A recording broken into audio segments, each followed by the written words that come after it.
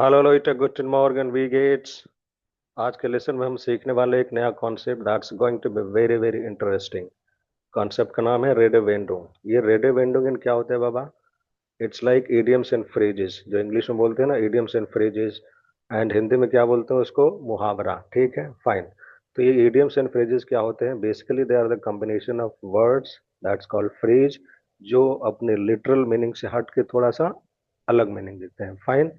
जैसे अभी इसमें हम क्या करेंगे? Will understand the basic concept and then we'll take some examples from Hindi language, English language, उसके बाद से जर्मन वाले एग्जांपल्स करेंगे ताकि कॉन्सेप्ट पूरा क्लियर हो जाएगा। Fine, right. So the word is रेडे वेंडो। It has two words, rede plus vendung. Rede means speech. Vendung is kind of expression, application. Fine. So rede vendung, right? And the article is D because it has ung ending. Fine.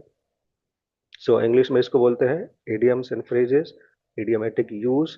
Hindi में बोलते हैं मुहावरा। यहाँ पे एक बात ध्यान देने की ये जरूरी है कि जो रेडिविंडो होता है, फ्रेज होता है, इडियम होता है, मुहावरे होते हैं, वो बेसिकली, सॉरी मुहावरे थोड़ा सा अलग हो गया, विल डिस्कस। सो इसमें क्या है, एक कंप्लीट सेंटेंस नहीं होता।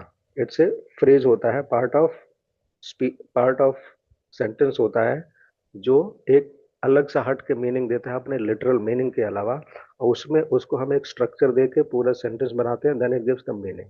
बट ऑन द कॉन्ट्रेरी, जो मुहावरा होता है, जिसको हम प्रोवर्ब भी बोलते हैं इंग्लिश में, वो क्या करता है, एक कंप्लीट सेंटेंस होता है। Fine, right. सो वो आगे अपने को क्लियर होगा। अभी कुछ एग्जांपल लेते हैं हम हिंदी से। जैसे अंगूठा चूसना। तो ये क्या है? अंगूठा चूसना। अभी देखिए, अगर बोला जाए तो क्यों अंगूठा चूस रहा है, इसका मतलब ये नहीं कि वो literally is doing the same thing. Fine. ये एक मुहावरा है, एक फ्रेज है, एडियम है, जिसको किस सेंस में यूज करते हैं। अभी अंगूठा कौन चूसता है? ठीक है, जिसे बच्चे ही चूसते हैं। फाइन। सो आप देखना कि जो भी जितने एडियम्स एंड फ्रेजेस होते हैं, इनका कहीं ना कहीं कल्चर से, अपनी प्राचीन संस्कृति से, इकोनॉमी से, उनके सिस्टम से, उनके लिटरेचर से, रिलीजन से, कहीं ना कहीं उसका उद्गम होता है। फाइन। ओरिजिन आपको वहीं पे मिलेगा। सो अभी अंगूठा चूसना मतलब, अगर कोई बचकानी हरकत कर रहा है, कोई बड़ा आदमी, कोई वयस्क आदमी, सो उसके लिए हम बोलते हैं अंगूठा चूसना। गांठ बांध लेना, पुराने जमाने में जब कोई अलार्म नहीं होता था, तो उसको बोलते थे इसको गांठ बांध लो। मतलब जो भी कपड़े आपके पास हैं शरीर पे, उस पे गांठ बांध लो ताकि आगे चलेंगे तो याद आएगा। So to remind oneself, um sich zu erinnern, so that was use, right? ओखली में सिर देना। अभी ओखली में सबको पता है क्या होता है। अब उसमें सिर देने का मतलब जानबूझ के खुद को किसी परेशानी में डालना, राइट? आकाश पाताल एक कर देना। अब आप इसमें देखेंगे कि जितने भी फ्रेजेस हैं, they are not full sentences. इसके साथ हम और भी चीजें जोड़ के एक स्ट्रक्चर देते हैं, then it becomes a full sentence, and then it gives us a meaning, right? आकाश पाताल एक कर देना मतलब बहुत ज्यादा भाग दौड़ करना, कभी आकाश में कभी पाताल में। मतलब क्या हुआ? किसी काम को करने के लिए बहुत ज्यादा संघर्ष करना, बहुत ज्यादा परिश्रम करना। फाइन। उसने अपनी डिग्री हासिल करने के लिए आकाश पाताल एक कर दिया, मतलब उसने बहुत संघर्ष किया, बहुत परिश्रम किया, बहुत मेहनत किया, राइट? आंखें बिछाना, वो किसी के लिए आंखें बिछाता है, मतलब वो उसका स्वागत करना चाहता है, उसका स्वागत कर रहा है, उसका बेसब्री से इंतजार कर रहा है, right? Fine. So that's the concept. Now will take up some examples from English, right? So जैसे a piece of cake, when you say a piece of cake, that means, अभी क्या है पीस ऑफ केक? ये तो बहुत आसान चीज है ना। Fine. For British culture and their literature, so इसका मतलब होता है a very easy task. If you say it's just a piece of cake for me, मतलब ये बहुत आसान काम है मेरे लिए। Bread and butter. अभी देखिए, इसका भी आपको ओरिजिन कहीं ना कहीं कल्चर इसमें दिखेगा। Bread and butter, this can't be used. ये देख के लगता है कि it must not have originated from some other country. ये यूरोपियन कंट्रीज का ही मुहावरा है। Fine. So bread and butter कौन खाता था? अंग्रेज लोग खाते थे। तो इसका मतलब क्या हुआ?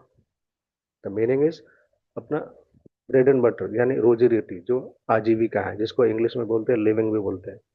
जैसे we use that phrase in that sense, what's your profession, what do you do for a living, मतलब आपकी रोजी रोटी क्या है। Fine. Eat like a bird, if somebody says eat like a bird, so bird कैसे खाती है? ज्यादा खाती है, कम खाती है? कम खाती है। मतलब ईट like a bird means eat very little. Fine. But if somebody says he eats like a pig, मतलब वो ज्यादा खाता है, राइट? सो अभी हमने देखा कि जितने भी एडियम्स एंड फ्रेजेस होते हैं ये अपने लिटरल मीनिंग से हट के थोड़ा सा अलग सेंस देते हैं, बट उन्हीं शब्दों में उनका कहीं ना कहीं मीनिंग छुपा होता है जो कि हम अपने दिमाग से गेस नहीं कर सकते. We need to learn them. And in any conversation अगर हम ठीक ठाक से इडियम्स फ्रेजेस प्रोवर्ब्स यूज करते हैं तो ऐसा इंप्रेशन बनता है कि yes you have a good command over the language, आपकी उस भाषा पे अच्छी पकड़ है. Fine. So some of the things we should know, right? And of course we once we learn them it's going to be our property and certainly we can use them in our future conversation. Fine, right? Now अभी देखते हैं हम कुछ German examples. jemanden auf die Palme bringen. ठीक है, इसका मतलब क्या होता है? To irritate somebody, to aggravate somebody, किसी को गुस्सा दिलाना, नाराज करना, that is the same. So basically they have a fixed form. ये भी हमको ध्यान रखना है. You can't make any changes. Language इतना डाइवर्स चीज है, इतना डायनामिक चीज है कि उसमें वेरिएशंस बहुत सारे पॉसिबल हैं, but when it comes to idiomatic uses आप उसमें चेंज नहीं कर सकते. We have to stick to the form it has originated in, right? So auf die Palme bringen मतलब to aggravate somebody. meine Kinder bringen mich auf die Palme मतलब मेरे बच्चे मुझे गुस्सा दिलाते हैं, इरिटेट करते हैं, एग्रीवेट करते हैं, राइट? Nur Bahnhof verstehen मतलब टू अंडरस्टैंड वेरी लेस और नथिंग. ठीक है, इफ ऐसे एक फेस्टियन हुआ बानोफ मतलब मुझे कुछ नहीं पता इसके बारे में, मुझे कुछ समझ में नहीं आया. फाइन. जैसे एग्जांपल देखते हैं. Wenn der Lehrer Literatur unterrichtet, verstehe ich nur Bahnhof.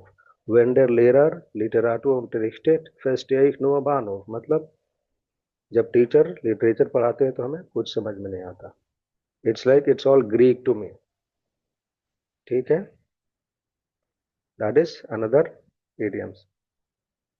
So next is jemandem die Daumen drücken. The Daumen is thumb. Fine. So it's like to wish somebody good luck. Right. So यहाँ पे ध्यान देने की बात है कि it's going to take डाटिव. jemandem D मतलब किसी के लिए आप थम्स अप कर रहे हो, that is the sense. So Morgan has to प्रीफो एक ड्यूके डियर. सो देख नहीं डियर, एक ड्यूके डियर डाउमेन. अगर आप इसको इसमें थोड़ा और मिर्च मसाला लगाना है, थोड़ा और इसमें वजन डालना है तो बोल सकते हैं एक ड्यूके डियर बाय डे डाउमेन. ठीक है, right? So we did with this, and then we have das ist mir Wurst. Yeah, we have another one. So das ist mir Wurst. Again, it's a fixed form. मतलब indifferent, all the same to me. जैसे बोलते हैं ना, it's all the same to me. मतलब das ist mir egal. मेरे को कोई फर्क नहीं पड़ता. Es ist mir Wurst, ob er kommt oder nicht. It's all the same to me if he comes or not. Whether he comes or not. मतलब वो आए नहीं आए मुझे कुछ फर्क नहीं पड़ता. So in that sense, it is. And the most important thing is that we can't change the form. We have to use it the way they are, right? So with this, we did some Redewendungen. In the next sessions, we'll be doing more and more. And as it goes without saying, most important while learning a language is revision. So see you in the next session. Till then, keep revising. Auf Wiedersehen.